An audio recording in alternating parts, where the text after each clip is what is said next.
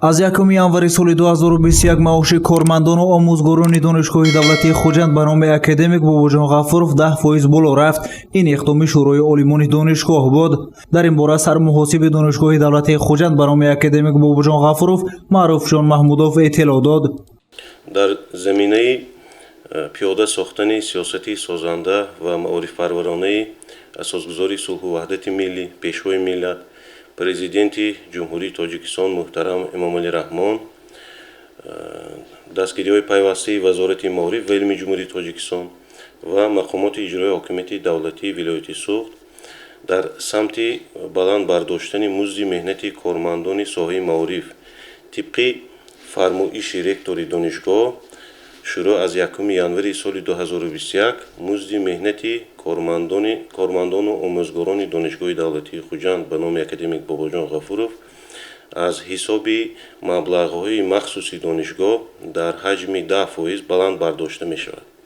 ҳадаф аз боло бурдани музди маоши кормандон баланд бардоштани сатҳи некуаҳволии кормандони донишгоҳ ва ба ин васила таъмини зиндагии шоистаи ҷомеаи меҳнати донишгоҳ арзёбӣ гардид. бояд гуфт ки аз 1 сентябри соли 2020 андозаи нафақаи меҳнатӣ дар кишвар аз рӯи синну сол 15% ва нафақаи маъюбон 50% дар баробари ин музди меҳнати кормандону омӯзгорон ва стипендияи донишҷӯён низ ба андозаи 15% боло гардида буд.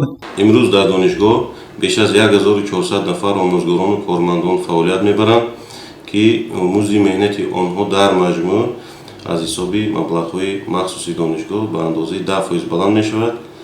ба иттилои намояндаи донишгоҳи давлатии Хуҷанд ба номи академик Бобоҷон Ғафуров устодони донишгоҳ вобаста ба дараҷаи илмиву мақоми омӯзгориашон аз 1500 то 4200 сомонӣ маош мегиранд.